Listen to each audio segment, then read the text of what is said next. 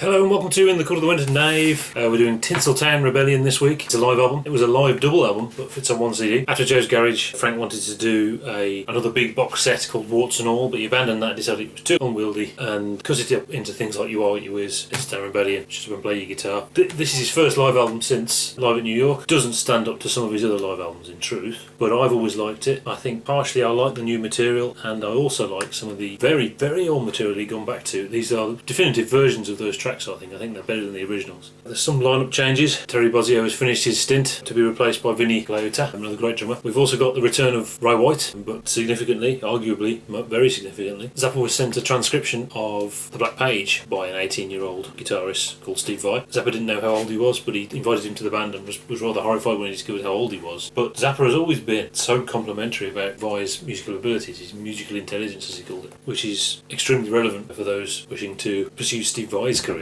and also puts the sort of comedic put-downs of Steve Vai as someone who was in Whitesnake into perspective. He's a very talented musician who's done a wide range of things. There's a thread of, he took something out of Zappa's work and put it in his own work. He's not Zappa, but there are elements of that in his own compositions. This live album is significant because there's no brass on it. It's all keyboards going rather than real brass, which is disappointing. Probably cheaper though, I think. Probably one of the reasons. But the performances are very energetic, very tight. This is obviously, by this point he'd worked for many years on getting right musicians and they've paid off. The other person on it is this guy Bob Harris, who I don't know who he is. It's not Whispering Bob Harris because he can sing really high, contributes some significant stuff actually, come to in a minute. The album opens with a track called Fine Girl, which was presented as a cynical single and is such pretty forgettable. But next track, Easy Meat, they've been playing that for quite a few years, is a splicing of studio work of the actual song with live solos in the middle, which is pretty cool. It's quite long, it's 9 minutes, but it's one of the stronger pieces on the album. It's pretty good. For the Young Sophisticate was on leather. We're getting to the end of all the stuff that was on leather, but this is a re-recording. This isn't the same version that was on leather, and this one is the best one,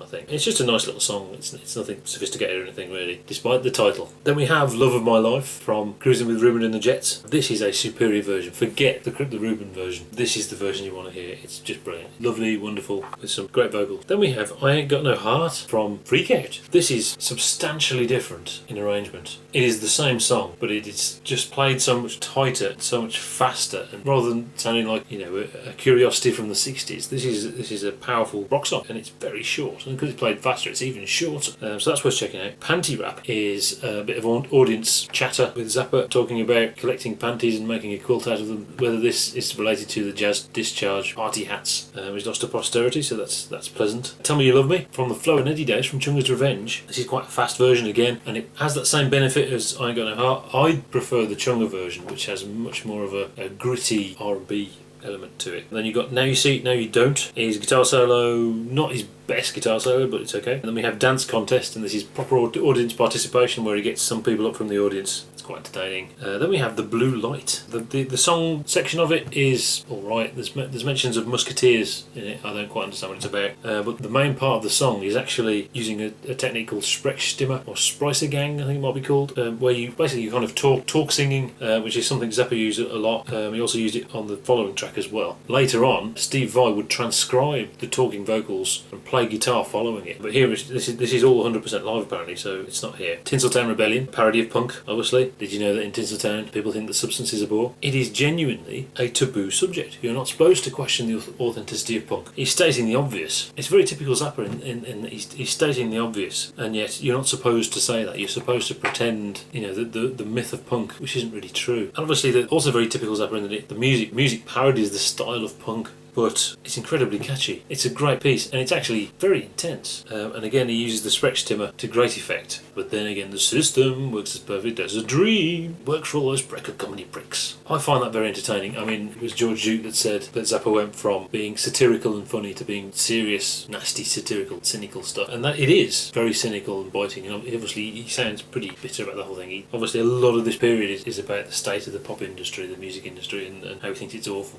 But he's right, and it's a great piece of music. Pick Me On Clean, it's a song, it's a catchy song. There's an interesting jazziness to it. He's introduced a new kind of jazziness to the songs. I've always kind of liked that one. It's slow, it's good. Bamboozled By Love, very different. Back to the bluesy riffs of Cosmic Debris and things like that.